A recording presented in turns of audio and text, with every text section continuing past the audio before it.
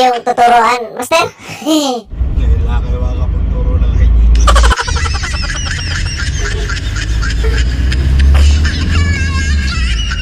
Mga tol! Nasa biyahe kami mga tol! Watch out Magnum people! Si Tol yun eh. Tol Jing. So, ayan, sa mga nakakamiss sa daanan na papuntang Jubail Camp 2. So, dito tayo madalas dumadaan sa may shortcut para hindi na tayo umikot dun sa malayo sa may bandang highway. So, dito tayo tungo sa may pinaka-yarda din ng Al-Arid. So, makikita din natin dito mga tol yung mga crane nila. So, may mga malalaking crane din. So, limag na 600 tonner. Tsaka itong 500 tonner nila na guying system din kung tatawagin. So, heading na kami papuntang Jubail 2. Kasama si Andalos at saka si Daddy Mon. Tsaka siyempre, kasama din natin yung kapwa natin crane operator natin na i-replace din natin si Manny Abis. So, kasama si Paring Manny sa magre-replace at saka sila ni Alvarez. At saka siyempre, yours truly. Kasama din kasi tayo yung magtuturo sa mga kasamahan nating kapwa din nating crane operator.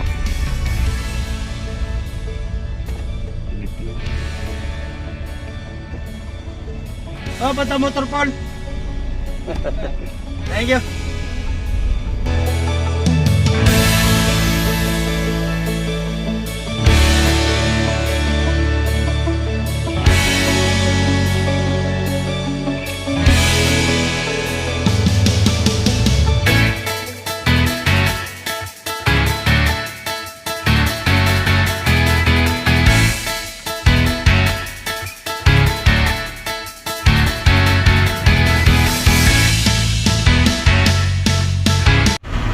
Siyempre, isi-setting natin yung computer. Lipat natin siya sa customer mark. Tapos, gagawin press yung okay sa gitna.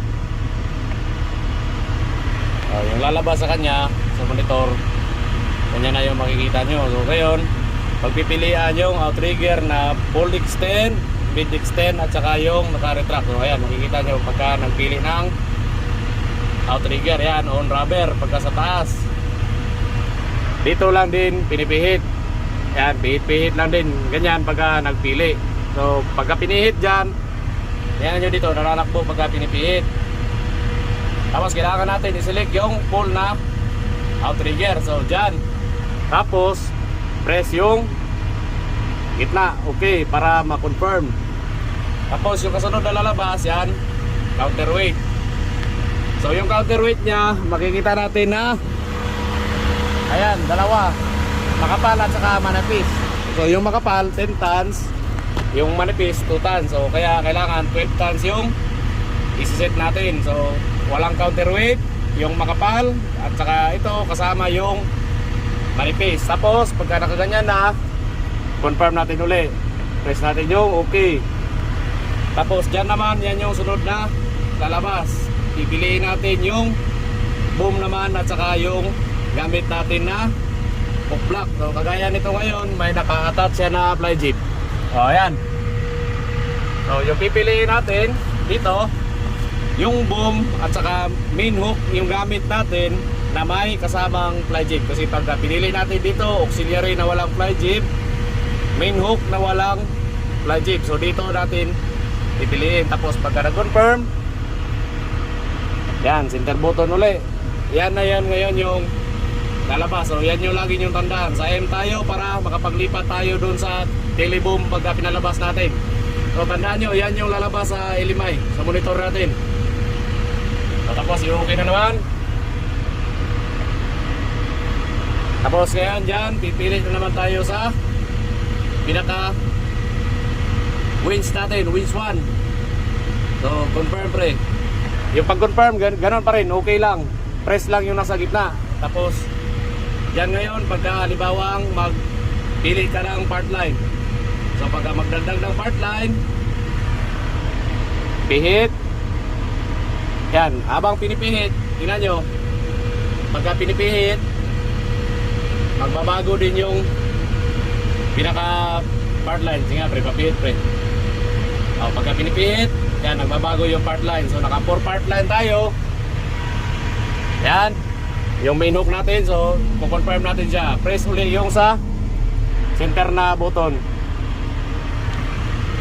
Yan na yun ngayon yung lalabas sa atin. Naka winch 1 tayo, tsaka nakakabit yung fly jib, at tsaka naka main hook tayo. Tapos ang pasunod na yan ang pre, yung sa confirmation. I-okay natin para lumabas yung code. Yun yung pinaka-code niya. So yan na yung pinaka-operational niya kapag nagpindot tayo dito sa mga buttons na yan. So ngayon, ililipat na naman natin yung cursor. Ito, para halimbawa mag-check tayo sa i-extend natin na boom. So, yan naman yung pipindutin natin pagka pinalipat yung cursor sa baba. So, nakita nyo kanina, nandito siya sa taas. Ngayon, lumipat na siya dito sa baba. Tapos, kukonfirm uli. Yan, press OK. Pagka nag-press na naman ang OK, ito yung button na to, pagka pinindot, yan yung nalabas. Ngayon, pipili na naman tayo sa outrigger. So, confirm ulit pre. Yan pa rin mga tol yung nasa gitna na button, yung bilog. Tapos kaganyan, pupunta tayo sa slider, saka jack. Yan yung pagpipilian dyan. Kung mag-jack tayo dito, slider dito. So yung kombinasyon sa kanya mga tol, pag halimbawa naman mag-retract tayo ng jack, dyan natin ilalagay yung pinaka kulay. Yung pagpihit sa kanya, dito pa rin pagka nagpili tayo. Pagka pinihit ito ng ganyan-ganyan, lilipat yun nga dito. Yan yung paglipat-lipat niya. So pagka nag-jack na naman tayo, ito na naman yung makikita natin. Ito yung kailangan buhay mga tol. Yung huwag nyo kakalimutan yung pinaka PTO. I-press mo ulit. Tapos, yan, kailangan huwag nyo kalimutan na nakakulay green. Pagka pinili nyo yung jack, kailangan i-confirm pa rin dito sa gitna. Okay pa rin pagka pinili. So kailangan nakaganyan yung pinaka border nya green. Tapos pagka nag-retract, yan pre, retract na PTO. Tapos dito naman dalawang harap na jack, dalawang likod na jack. Yan naman yung pagka halimbawa mag-retract.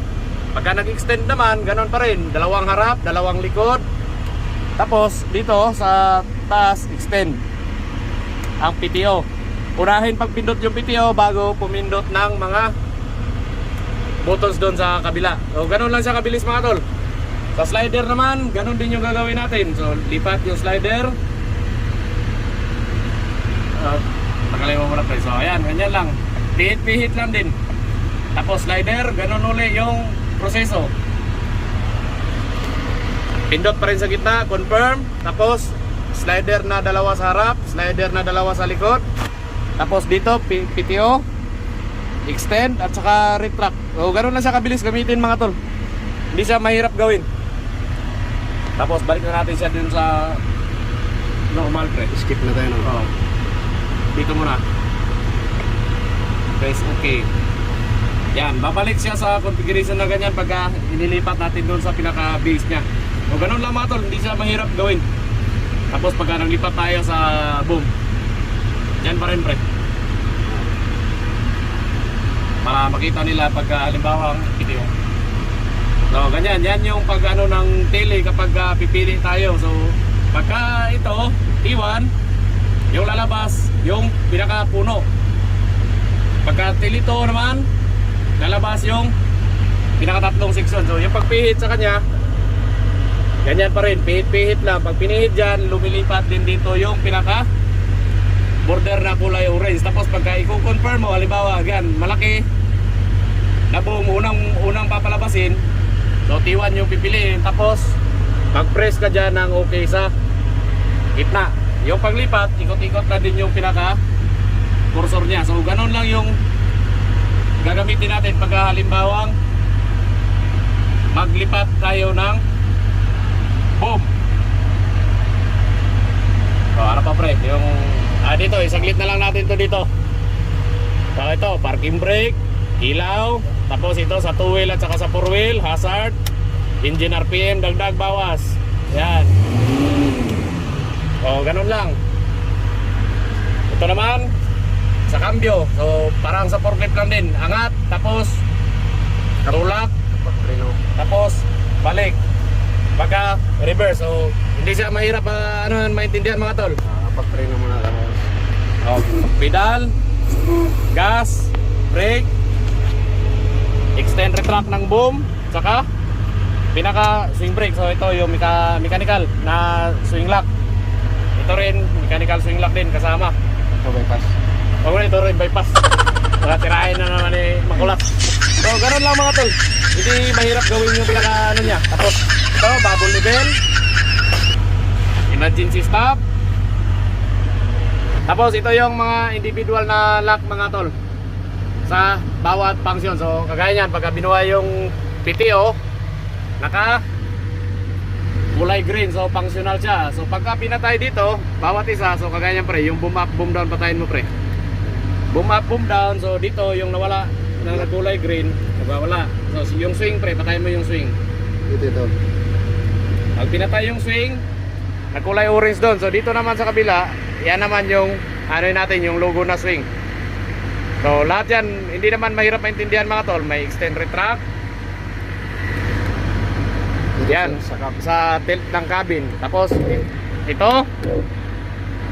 Winstone na lock. Sa kabila naman, Winswan na lock. So pagka nilock lahat yan, magkukulay orange. So bubuhayin mo ulit rin ng individual. Swing. Swing on. On, swing. Still. Extend retract. Boom up, boom down. Wins 1, wins 2. So kagaya yan. Pero pwede ding patayin doon pagka pinindot natin yung PTO. So lahat mga tol, lahat nawawala pagka pinindot natin yung ito mga tol, pinaka main na PTO. So ito, hindi na to mahirap. Ilaw ng boom. Yan, mga boom na ilaw yan. So lalo na to. Ito yung pinaka-importante mga tol, aircon. Pag wala ang aircon, mainit sa Saudi. So fan, saka compressor. So ito, heater, saka malamig. Ito, sa loob lang yung hangin. Ito, nagsisirculate. Wiper, electric fan, high, low, patay. Saka yung pinaka wind speed natin na monitoring. So yan lang yung pinaka picture nitong bagong group na 100 tons mga tol. So sana makatulong din to sa inyo kahit papano yung kunting pag dot sa computer. So ito lang yung sundin nyo mga tol para hindi kayo magkaligaw-ligaw. Tsaka kung sakali na magka-invento kayo, dapat nakaharap din kayo sa manual para wala tayong madadali. So yung function nito mga tol, yung mga button na yan, yung mga button na to, pareho lang ng function dito sa mga button na to. So yan yung lang yung tatandaan. Pagka nag-okay ka dito, nag-okay ka dyan, same lang din siya sa kapag ka nag-okay ka dito sa gitna. So pagka naglipat-lipat ka dito, pareho lang din. Yun din yung gagamitin mo yung cursor. Pero mas maganda, doon ka na sa pinaka-dial-dial. Ito, may dalawang USB pa na naka picture. O pagka naglubat, mag-video call si Frank Abis. So, yung crane operator na ni-refresh natin ngayon sa group na 100 tons, si Paring Manny. O, mag-shoutout ka na, Paring Manny. Shoutout yan sa mga kasama, yung mga nag-exita na, bumalik na tayo, mga bago yung ulit natin ng malalamig. Oh, sana all. Sana all. Oh, ni-refresh natin yung kasama natin kasi 160 tons din na LTM yung hawak niya. Kaso kailangan humawak din ng 100 tons na group kasi kasama sa TUB. Kaya kailangan mag-refresh muna. So, nandito yung pinaka-ignition mga tol. So, wala naman masyadong intindihin. So, dito lang. Maraming nalilito. Pero, yun lang. Yung senior namin, sundan nyo lang yun. Huwag muna tayong mag-invento kung ano-anong pinipindot kapag ka magsisimula pa lang. So, pagka nag-experiment kayo na magpindot, gamitin nyo yung kasama ang manual. So, sana mga tol, makatulong din to para sa inyo. Tapos dito naman mga tol, pagka halimbawang mag-monitoring tayo sa camera. So pagka nilipat natin siya dyan, yung gagamitin pa rin natin, yung cursor pa rin. Lipat-lipat. Sige pre, pagka pinihit, nilipat-lipat siya. So ito mga tol, camera number 1, isa lang yung makikita mo. Number 2, pagka itong dalawa pinili mo, dalawa yung makikita mo sa LMI na winch. At saka yung sa dun parte sa kanan na side ng crane. Yan, kagaya yan. So pag pinili mo yon, press pa rin yung enter. So subok mo pre na isa lang yung gagamitin. Kagaya yan, winch 1, so back. Yan, dalawa, balik ulit doon pre. Okay.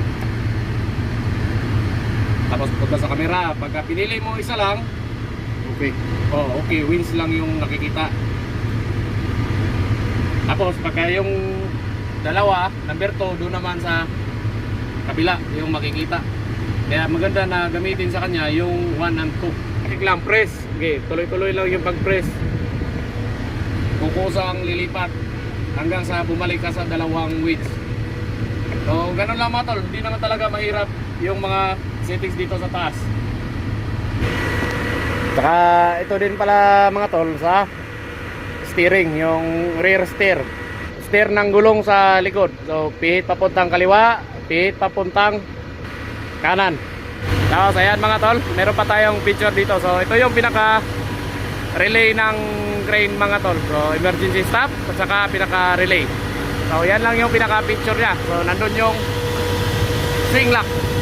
Nakita, mechanical swing lock mga tol.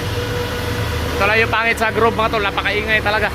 So tatlong bagong-bagong 100 tons na group. Ayan, natapos na yung pag-refresh natin sa operator Tol Mirano. Shout out! At saka si Ito yung ano? BJ, yung manager namin. Manager ng mga crane operator. Natapos na yung pag-refresh sa kasama nating mga crane operator. Uwi na naman, balik na naman kami sa Juayma. Oh, ulit na kami. Ano? Dito kayo? Oo. Bukas ulit. Oo. Ginagawa na sila sa train bago. Train ito. Ano to?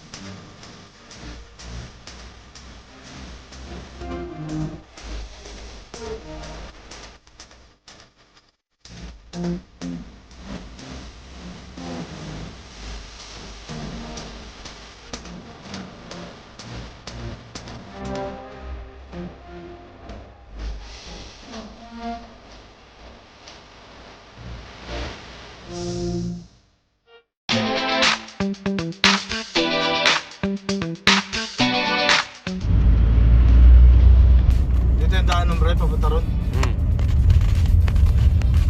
Layo-layo din yung lakarin eh. Saan? Ito, tilapyahan. Sa likod.